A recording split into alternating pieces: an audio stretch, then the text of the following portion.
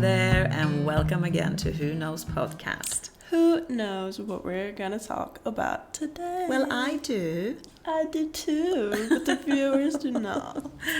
Or So listeners. today we are going to talk about the pros and cons of moving abroad, changing country. And the year 2000, my God, that's really long That's ago. 23 years ago. Yeah, me and Dad, Ole, decided that we wanted to leave Sweden and move to Spain. And the twin boys, Emilo's brothers, they were 5.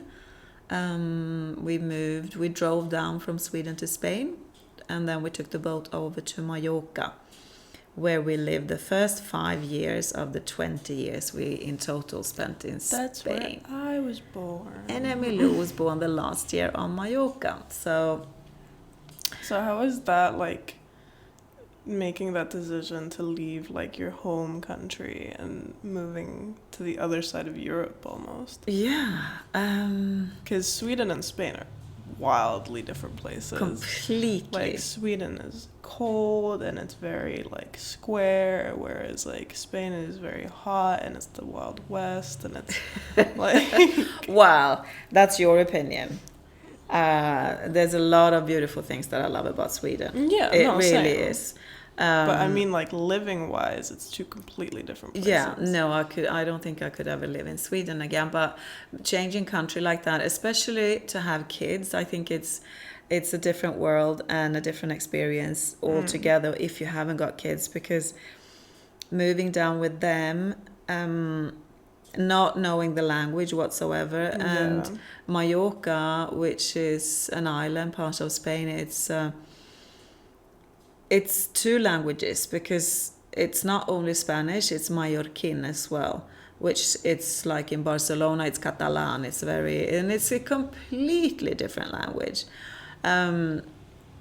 So we came there, drove there in an old Opel car, family car, with all our things that we could possibly bring. We had the roof packed. Even under the hood, actually, we had tools and things.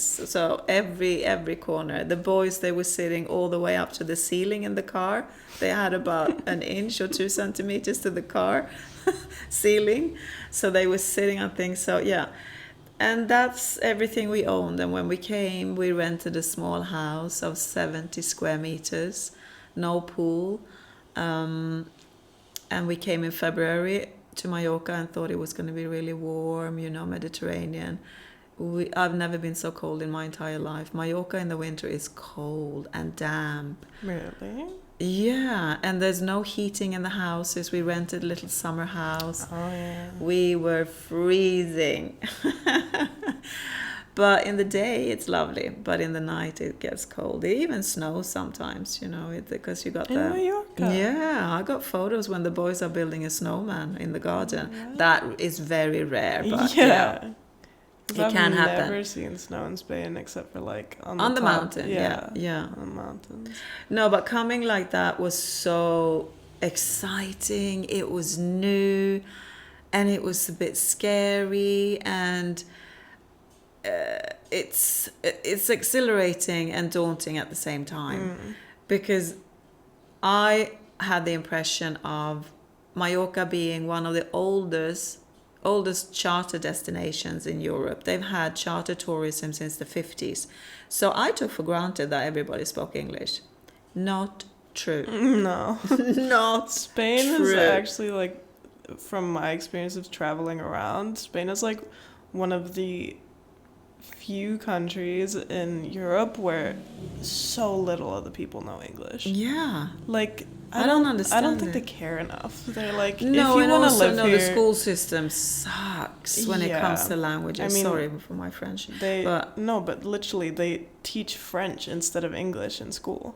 yeah, It's- and the teachers, the English teachers in Oh, Spain I- are Spanish instead of being British or the American. specific memory of like, because I only went to Spanish school for like from 5 to 7 or something. Yeah, to a couple of Like, years. yeah. Yeah.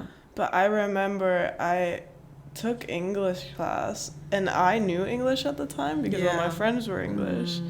And the things this teacher was teaching, like, I was like, how did you get a teaching degree in this? Like, this is not English. No. And like little 5-year-old me knew that. And yeah, so the school system is just really bad in Spain. Yeah, completely. So for me, I mean, when you come as a mother as well, you want the best for your kids. And in the long run, I knew this was going to be good for the boys, but to put them in Spanish, Mallorquin school right away in the countryside of Mallorca, they were so sad. The boys were depressed. I mean, we picked them up from school every day, and it looked like they were 90 years old. They were coming with their head down, not understanding. We didn't understand a word of what the teacher was talking about, and it was really tough the first year. But after 6 months, I mean, kids, 5, 6 years old, they understood, and the life rolls on.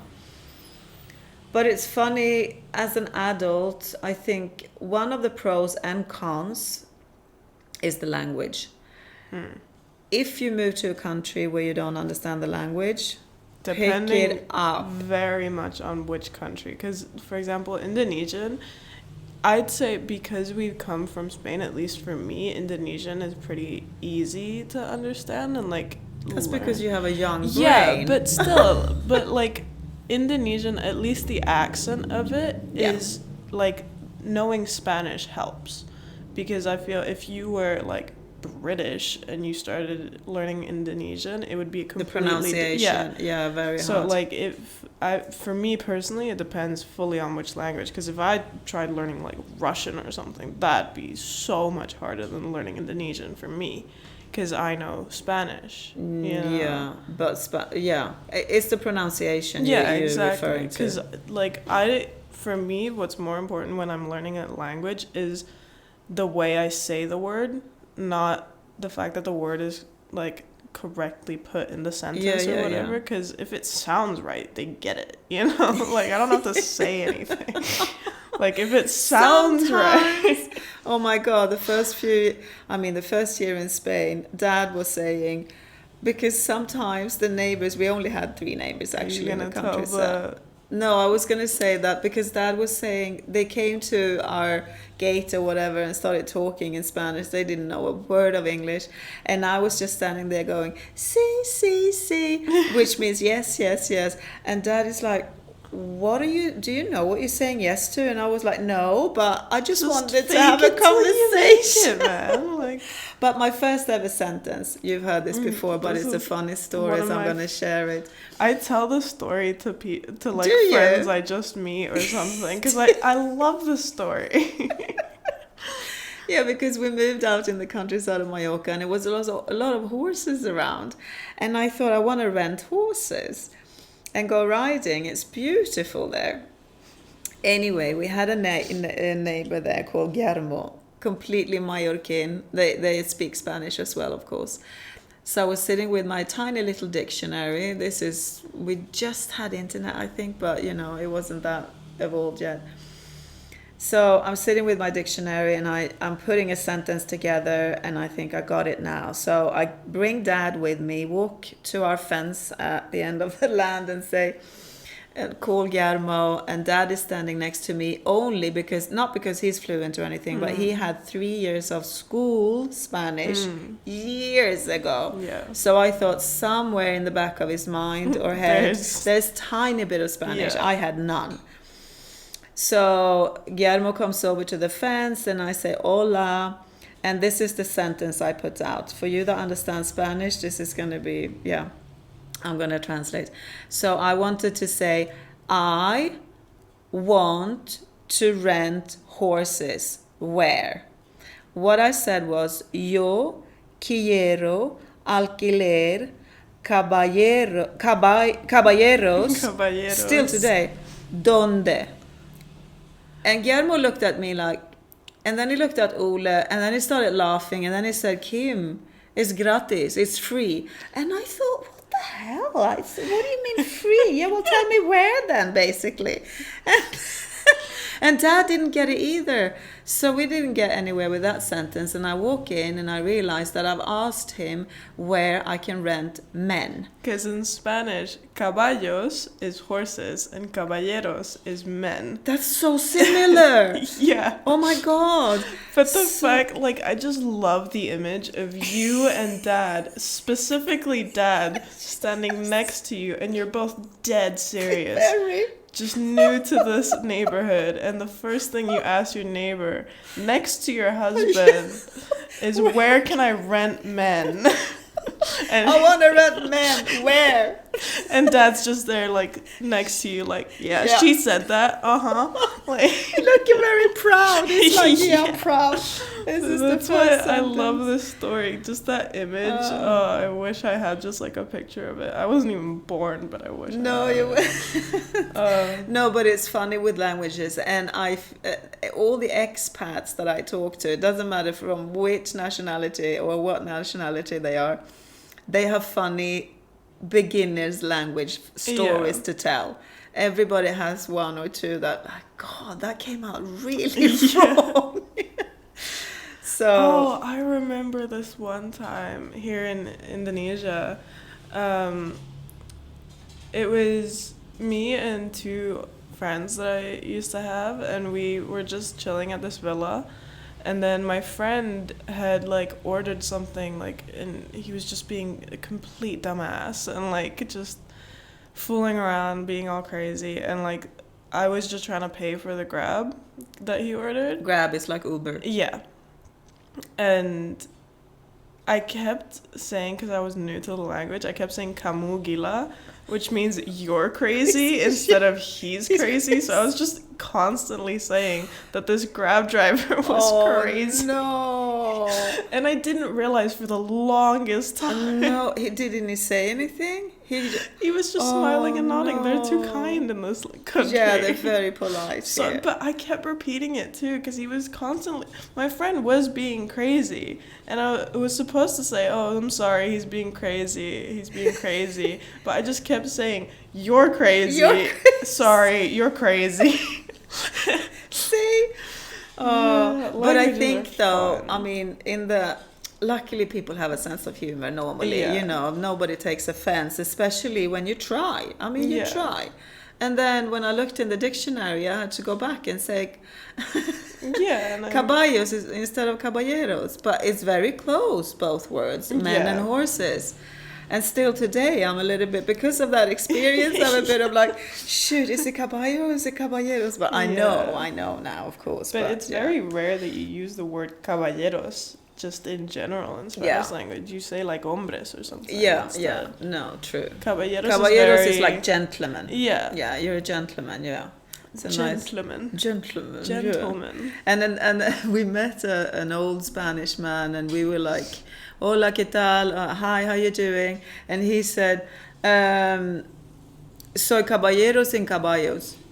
And I thought, what? You're a man in Without horses. Sin caballeros. Yeah. Sin caballos. Fuck. Now it's like, Now it's like, yeah. uh, Anyway, so that's one thing, the language, which is amazing, and that's one of the things I really wanted to give the kids. I mean, you're born in Spain, but you will, Marcus, to have if you have English and Spanish, the world is pretty big. You know, you can communicate they're a lot. like the two main languages. Yeah, they're amazing to have. Which is weird, because if you Google it, it's like Chinese. It's like, yeah, China's big, but like, where do you speak it except everyone- China? Yeah, exactly. Everyone speaks English or Spanish. Russian don't, though. So Russia is a pretty good. If you're in business, I mean, I think languages is amazing to pick up, and also for you to have 3 languages growing up. I actually studied that, or looked into. I didn't study. I looked into it because I'm so fascinated how the brain works and how different ages and what happens. And people that grows up with 3 languages or more, they have a different brain structure. Yeah, because it's funny, because like, because I'm trilingual, Yep. like, for example, I can only do certain things in a certain language. Yeah. Like, I can't count the months in English or Swedish. I have to say them in Spanish. Really? Otherwise, I really have to think about it. In How Spanish, funny. it just rolls. In English or Do you Swedish, count numbers? Which language? English. that I can do in any language. But, Oh. or like the alphabet, English. I can't do it in any other language. It's just like small certain things like that I can only do in one of the three languages. Yeah, yeah. And yeah, it's weird. And But I think it's an advantage coming from a country like Sweden. Well, now you're born in Spain, but you got Scandinavian parents, because nobody speaks Swedish. So we really need to pick up other languages. Otherwise, we can't speak to anybody. So in Spain, for example, there's a lot of British people. Oh, it's a funny joke that the Spanish says. oh yeah. They say this is what the Spanish says. If you're trilingual, you speak 3 languages. If you're No. No. If you speak 3 yeah, languages, you're trilingual. If you speak 2, you're bilingual. If you speak 1, you're British. And it's pretty true, actually. Yeah. Sorry, all Brits. But you gotta admit, like, Yeah. most of you only speak English. Like Americans as well. Yeah. Yeah. Because having that language, you get away with, it's the biggest one. This is something that a friend mentioned not that long ago, that I was like, why isn't this a thing? Why don't they teach a universal sign language to everyone in school? So crazy. Because then everyone can, like, speak their own native languages, but everyone knows sign language. So we can all communicate with each other. Yeah. That, like, ever since you told me that, I was like, whoa, like, why not? Yeah. And also, to me, I've never understood why there's multiple different versions of sign language. Well, why wouldn't it be as multiple different in normal language? This is a language as well. Sign language, it's your hands. So it's your voice. Yeah, but, like, I don't get it. No, that's that I understand. I don't. That I understand. Anyway. What I didn't know, though, because Dad and I was watching a documentary the other day about Australia, because we're so close now, and I've never been to Australia because it's not top of my priority country to go to, but now we're so close, so of course we want to go and see. That Australia, the Aborigine, oh God, I can't say that word. The native people from Australia. There you go. They actually had 500 languages. Well, Australia's huge. Yeah. It's a whole continent. Of course, but So- 500, that's a lot. I mean, how many languages are there in Europe? Yeah, Like, not 500, but yeah. I find it fascinating. But back to the pros and cons. We're just talking about languages now. I love to tap into and learn a different culture. The Spanish culture was way too much easier, a little easier to understand than the Indonesian one or the Balinesian one, because it's still the West. yeah, and it's still Europe, and it still has the same vibe. And, like, Asia has a completely different view on things, and, like, especially spirituality and things like that. Like, in most of Europe, it's very religious, whereas here it's very spiritual. Like, it's still religious here, of course, but it's more a spiritual kind of, like... I feel the Balinese is more of a lifestyle than a religion here. Yeah, that's what I mean. Like, it doesn't feel like religion. Like, in Spain, you go and there's churches everywhere and everyone's praying and, like... Yeah, and it's Sunday. Yeah, and it's very Catholic or Christian. Yeah. Whereas here, it's well, like... very Catholic country. Whereas here, it's like... They're Hindu here? Well, the Hindu? Buddhist, Hindu, Yeah. Balinese. So there is a mix. They have their own. Yeah. So you can't really compare it to the Hinduism in India, for example. Yeah. It's not the same. But, like, I mean, if you go to, like, different islands in Indonesia, they're very, very Hindu and, like, things like that, of course. Where In Indonesia, no, this is Muslim. Oh, Muslim, sorry. Yeah. That's the one, that's why I asked, is it Hindu here? No, it's Muslim.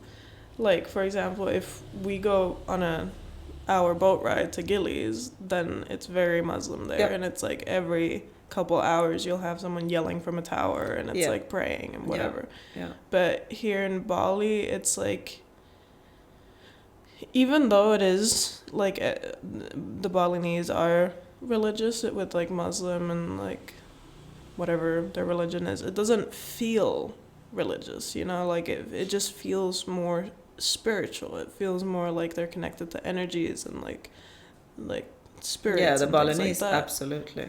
Like they have ceremonies every other week here, and it's like Every other, we know almost, I mean, every day they do blessings. yeah, I was literally like the other day, yesterday, no. Now, yesterday, again, big, When because did I it's go- full moon. When did I go grocery shopping? Was it yesterday? No. Yeah, it was. Okay, well, when I went grocery shopping, I was just planning on going grocery shopping. I get to like 500 meters before the grocery shop, and there is just like hundreds of Indonesians walking down the street, and they're doing like their little bonky and like and everyone's like Balinese, waiting for them I because love like it. respect. But it's just like I find it funny that like it's not like, oh, here's this big thing that's happening. It's just like, we're just gonna walk the street, you know, like yeah, in the middle of the crossing sometimes. Yeah. Huge ones, they do. No, they cause insane amount of traffic, but everyone respects it. Oh, completely. So it's like they're doing their thing, you Yeah. know. But That I feel it's absolutely a pro though. All the learning a new religion, no, not religion, a culture. yeah, Getting to know, yeah, everything around the culture. It's the food culture. It's the people. It's the schools. I mean, it's the system of a country, and it's so different from each country, which I feel is amazing to. Yeah, it's like an Yeah. adventure. It's like a new book. yeah. I mean, moving from like being born and raised in Spain and never have lived anywhere else, and then moving to Bali, which is like How was that? it's not really like, oh, let's just take a dip in the pool. It's like we're No. throwing you straight in the deep end. Yeah, we Like, did. I'm sorry. No, I'm very grateful for moving here, even though it was hell the first year. Yeah, the first like 6 months. Yeah, I would 6 say was months. hard.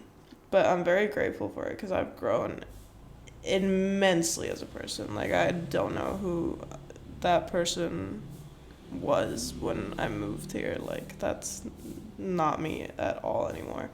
So I'm very grateful for coming here. Like everything happens for a reason, you know. But anyway, moving from like Spain, which is very like chill and everyone just does their thing, and like the old men sit on the benches and the old ladies are making coffee and like things like that, to here where it's like ceremonies every other day, and it's like completely different like nature and like temperature and humidity and like language and culture and all these things. It's just like I get moments like that still today where I could just be like, it happens especially when I take Grab bikes, like Uber. Because when I'm driving, I don't really pay attention to the things around me because I'm paying attention to the road.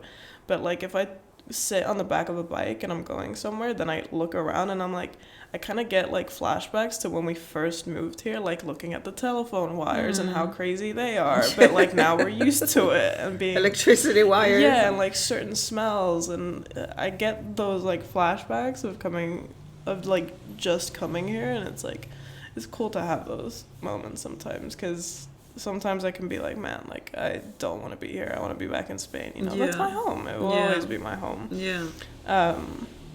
But having those like little moments now and then, it's just like, you know what? It's not that bad here. Like it's pretty cool. And at the same time, just instead of wishing what could be, you should just enjoy the present.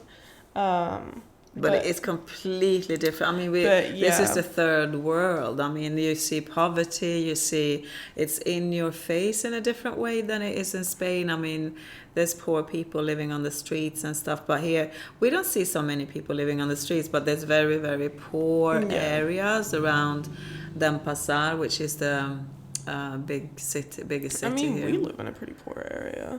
Around us here, we live very much with the locals. Not that our house is nothing like that, of course, but they have but thinking about another thing as well, which can be tricky depending on if you're thinking about moving to a different country. It can be visas, work visas, money, health insurance, work, all that. For example, Emilio cannot work in this country ever. That's not going to happen. You don't see any. I can work online, but not like in-person jobs. Yeah, but you can't work online for an Indonesian company, for example. You have to. So here it's a lot more complicated for us than it was in Spain, because Spain is Europe, and we got Dad's got Danish passport, but we just roll into Spain and you get your residencia and you can work and you can start your company and everything. In Indonesia it's completely different, and also quite expensive actually with visas here, and so that's another thing which is a bit of a con in this country, I think. That might be like one of the biggest things that still bug me about like living here, because like struggling as a teenager to find a job and like not knowing what to do is already difficult, but then having to do it online is like, because in Spain I could just like go on the street, go into a cafe and be like, hey, are you hiring, and then figure it out. But here it's like, oh, I can't do that, so I need to scour the entire internet and the infinite possibilities of work on there and like try figure out something that fits me. And it's just like, that's the thing that like really bugs me about Indonesia. But I mean, there's always ways around it, but but it is harder. I mean, if we were in Spain now, you would probably work extra in a little cafe or something, and then do your other things parallel and kind of build your life. But here it's completely impossible. You can't even actually volunteer here. You can't work for a charity organization. There's lots of rules here. I mean, like, I get the reason why the Indonesians have put these rules, because it's like, okay, you guys are tourists, like, this is our land, so like it's gonna stay our land, you know. But at the same time, I feel like we have friends here that have lived here for decades, and it's like they still can't work here, you know. No, they do their own business. You can start your own business, but I mean, you have to have the Indonesian people working for you. You can start a shop, for example, but you can't actually be physical. You can't physically be in the shop. It's your shop. If you sell clothes, you own it, but you own it, and you can come in when it's closed and stock up on clothes or whatever you're selling and sort out the windows and everything. We have a friend; she's got 4 different clothes shops here in Bali. And but it needs to be Indonesian people working. So it's that's tricky here in Bali. In Spain that was so much easier. But there's something to think about, and also health insurance, because that's important. If something happens here, a life here in Indonesia or in Asia in general, I think it's not worth the same. They don't see it as I'm not saying it's not, but they see it in a different way. So but I mean, like, the West is very used to like, oh, I have a tummy ache, let's go to the doctor and give you a pill for it. Here it's like, you could cut half your arm off and it's like, oh, just put some dirt in it. Like, wrap it in a banana leaf. No, it's not really like that. No, but like, you know what I mean, that like the West is very sensitive. Like, a lot of the West is just like, owie, like, let's go doctor. Whereas here, like, well, some people, not everybody. Most. But like, I don't like generalizing. Okay, well, I do, so. No, but like, I feel here, like, for example, like, my friend had a terrible toothache. I asked our cleaner, oh, do you have a good dentist? He was like, no, just drink some arak. That's what I mean, like.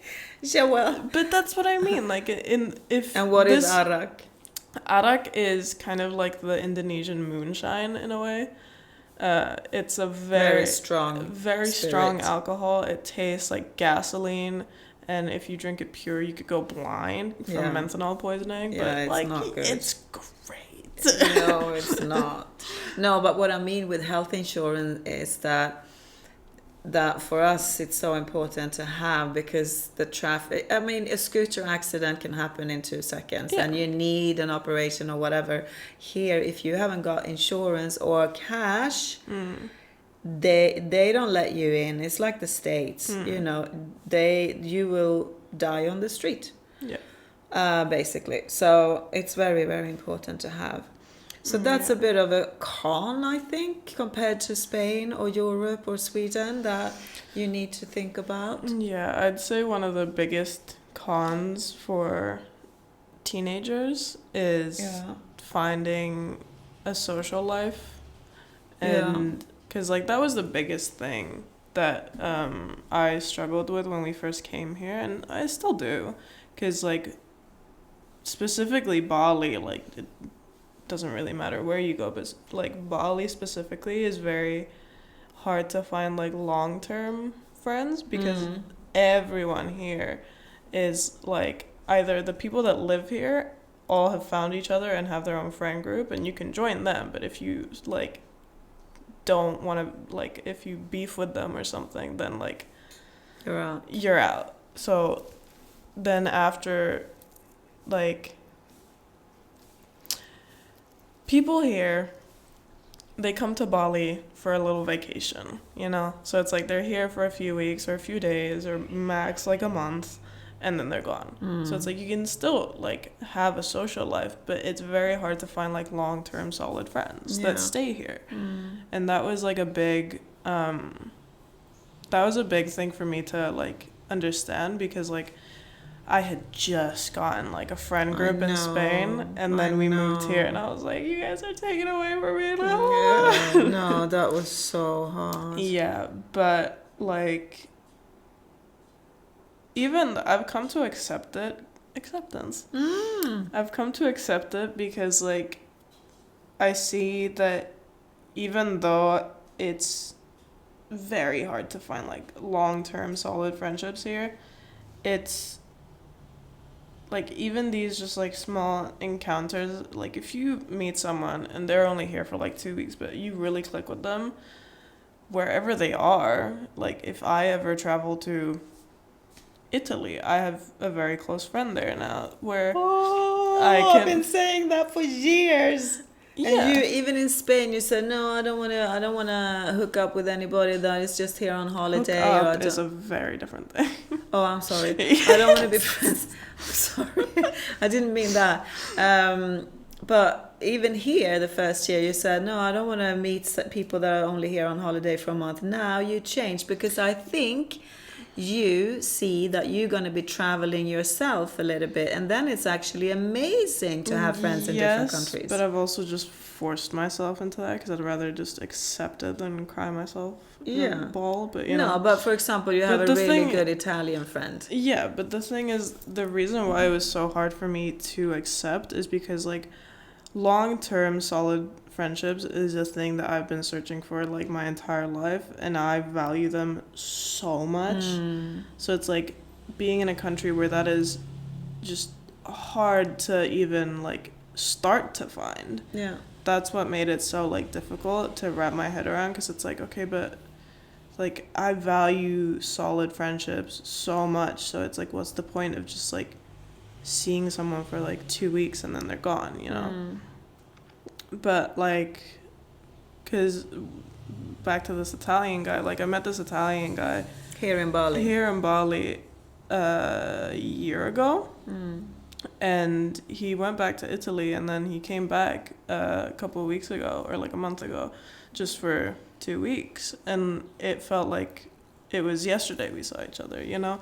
So that kind of opened my eyes to it, because it was like, yeah, but even though we don't see each other like every day or like every week, we still have that like solid connection. No, yeah, and also with the internet, you see each other on Instagram or Yeah. wherever you are, and it's easier to stay in contact. So. Yeah, but I mean, that was a big issue for like big con, Yeah, I'd say, for sure. when moving to the other side of the globe. Yeah, Like, yeah.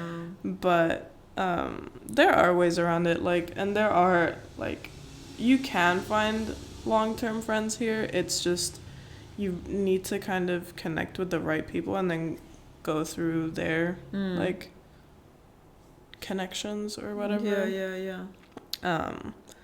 But yeah, it was a struggle for a long time trying to figure out what's social life, because I was like, I don't know the language. How am I supposed to interact with the people here? But then I realized there's so many expats and like tourists here, so it's like, okay, that's chill, but still. So if you were gonna sum up, because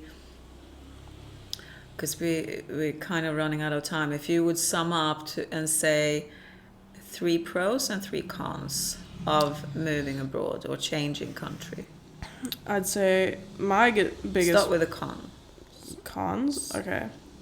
Cons, the friends thing. Another con is... it's kind of a pro and a con, but I guess at the start it's a con. It's just language. It's hard to live in a country where they don't speak your language and you don't speak theirs, you know? Like, there's so many times where I've had to just pull out Google Translate to communicate, but it's always fun. Like, we're still able to laugh at each other even though we don't understand each other, you know? And another con, I mean, yeah, I'm just repeating the stuff that we've talked about, like health insurance and like work and things like that. Like it can be a struggle to find ways around that to like make a living for yourself and be comfortable in the country you're living in, you know?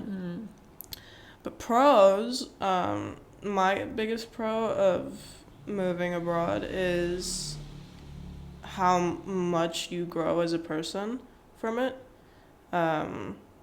Because it puts you fully out of your comfort zone, because you're moving to a completely different place, completely different culture, completely different language, like everything's completely different, so you're fully out of your comfort zone, and it forces you to become or like grow as a person, you know? So that's like one of the really big pros for me. Another pro is you get to learn a lot about certain cultures and people, and like, because Bali is very broad with the people that come here, like you get people from all over the world here. Yeah, true. So it's like the interactions you have here are incredible and so weird and creepy at times, but it's like, it's still an interesting interaction, you know, because it's like, oh, this person is from this country, I've never met anyone from there, but you get to like, you learn a lot through interacting with such a broad spectrum of people. And I'd say a last pro is, I don't know. Ooh. I mean, like, I'm not saying that there's no more benefits to moving abroad. I'm just saying that But you said quite a few in those two. You said more than 2, so. Yeah, I mean, I think moving abroad, it has its pros and it has its cons, and you just have to kind of look through them and see, do I want to do this? Do I think that this is the right thing? And like, should I do this? Could I do this? And just... Okay, I got something to say about that. Okay. Because a lot of people, especially after the last few years that everything's been going on, there's questions coming towards us about moving abroad. Is it possible? Even when we were in Spain, and now even more now here in Bali. And hesitation or planning, or it's like just do it. And for me and Dad, I love how brave he is in this as well, because for us it's not I mean, you can plan and then the years has gone and then the moment has passed. Yeah. So for me and Dad, it's always been, okay, let's burn the bridges behind us and let that light from that bridge light up the pathway forward. Yeah. But you can't go back. You can go back, of course, you Yeah. just have to build another bridge, but it's going to be hard. So what I'm saying is, instead of think, if you really feel like, yeah, I want to try this, you always have your home country and your passport to your home country, but just do it, because the obstacles that will come, and for sure they will come. I mean, it's not a walk in the park to change country, by no means, but the obstacles that will come, there's always a solution. There's people around that are amazing that can help. If you come with a passport like we have, it's easy. I mean, just having the passport of the Western country, then... No, but when I say, like, just kind of look through the pros and cons list, I don't mean, like, no plan and overthink and, like, hesitate to do it. I mean, yeah, jump in the deep end, like, go for it. But at the same time, like, it's good to know just kind of like a teeny tiny peek of what you're getting yourself into. Yeah. Because, like, we have been to Bali before we moved here, so we had an idea, you know. Like, if we had never been to Bali and then decided to move here, I think that would have been, like, a very crazy decision, you know. But for some, that works. But, like, at least me... We've been here 4 days in total before we came here. Was it only 4 days? 4 days. Damn, it feels like so much longer. No, we were here 4 days. I don't know, my memory. Because we didn't like it then. I don't remember that. No, we were only here 4 days because At least for me personally, like, I like to have just a teeny tiny idea. Like, absolutely, the more you know, never be able to know. No, but the more you know, the smoother the journey will be, of course. Yeah. But you'll never be able to know. No. There's no guarantees. There's no. But you learn so much. And for me, all the pros, I can make a long list of all the people you meet and the experiences and I feel, for me anyway, people that I meet that have actually lived abroad, and when I say that, you need to be in the country more than 6 months. You can't say that you lived in Russia if you've only been there for 2 or 3 months. For me, it takes at least 6 months. Yeah, even 6 months is like... No, but in 6 months, you kind of get into to your normal day-to-day routine, and you find where do you go shopping, where do you go banking, where do you do, the normal day-to-day life. So, but to meet people that have been living in different countries more than 6 months, normally you live more than 6 months, but...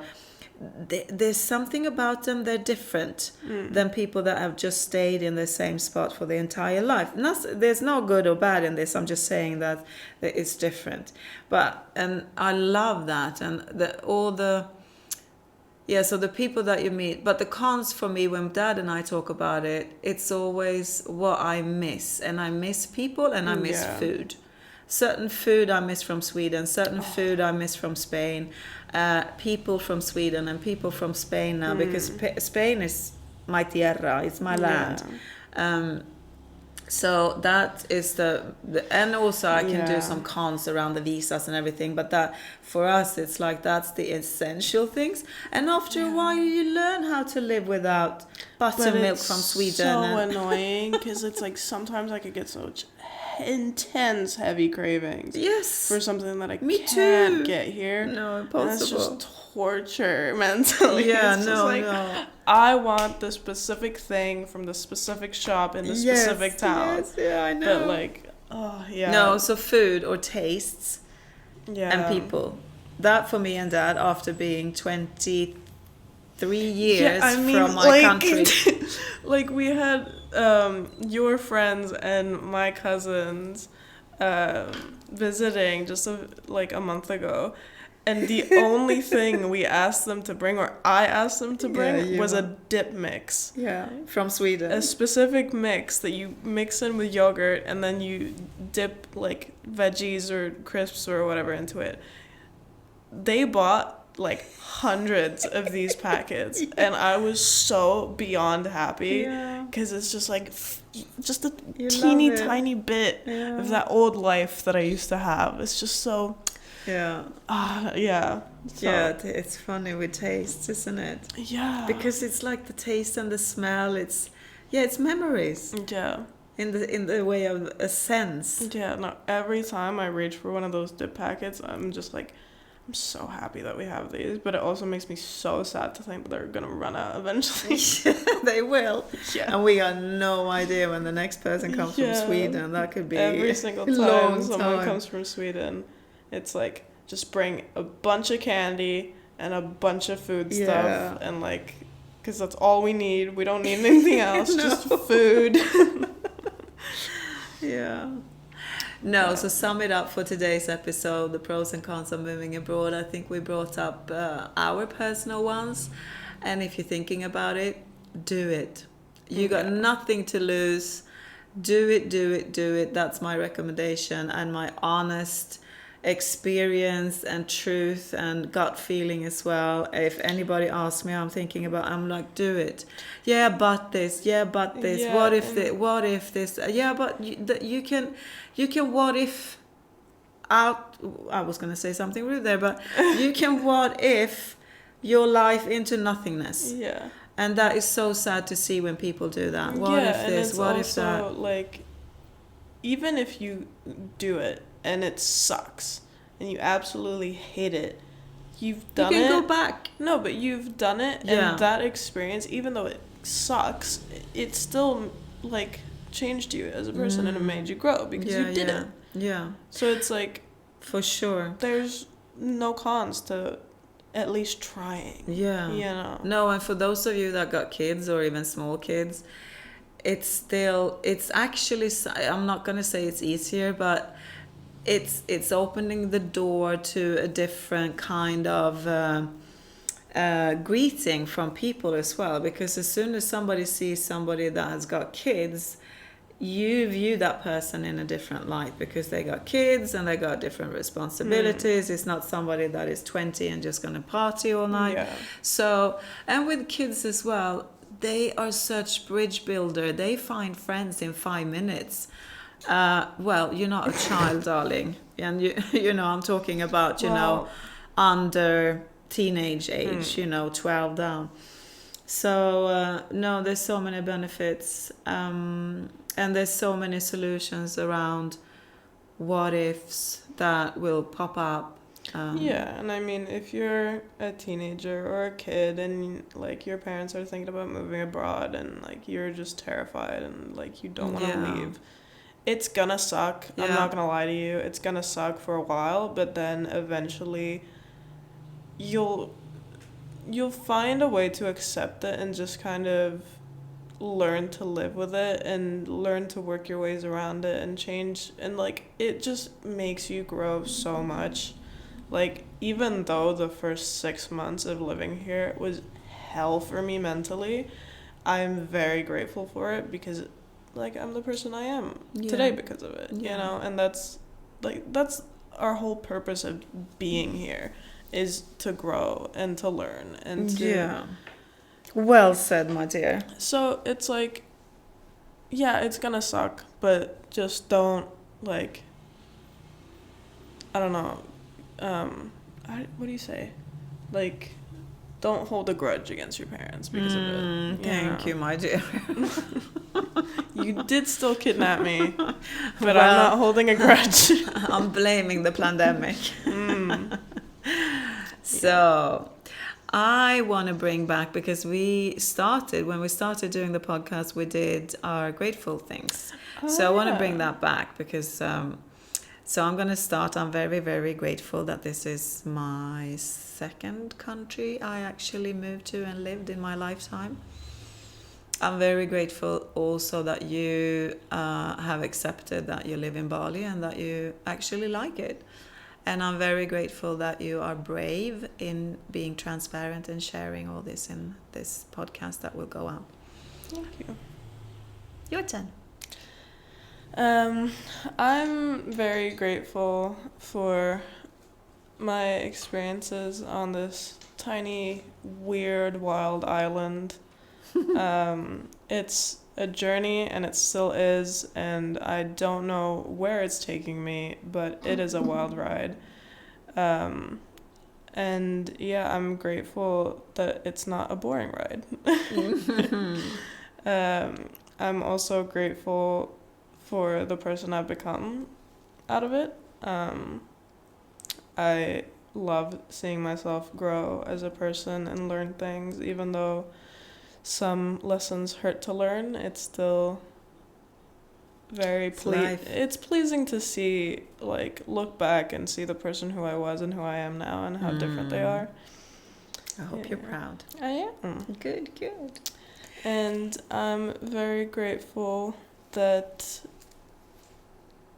the life that I thought we were going to have when we moved here isn't what I thought. I'm grateful that it's much more put together and, like, not as chaotic and stressful as I thought it was going to be. No, we're organized parents, darling. Well, when we first moved here, we moved around like 10 times because of you. We needed to find the perfect house. Yeah. But still Bali, though. Now we found it, and now we're chilling. We're chilling. Chilling like a villain. So thank you for listening. If you got any questions, we would love to hear your thoughts around this. If you have questions about moving abroad or hesitations or whatever, just put them in the comment and we will reply. Yeah. Lots and love from us in Bali. Bye-bye. Bye.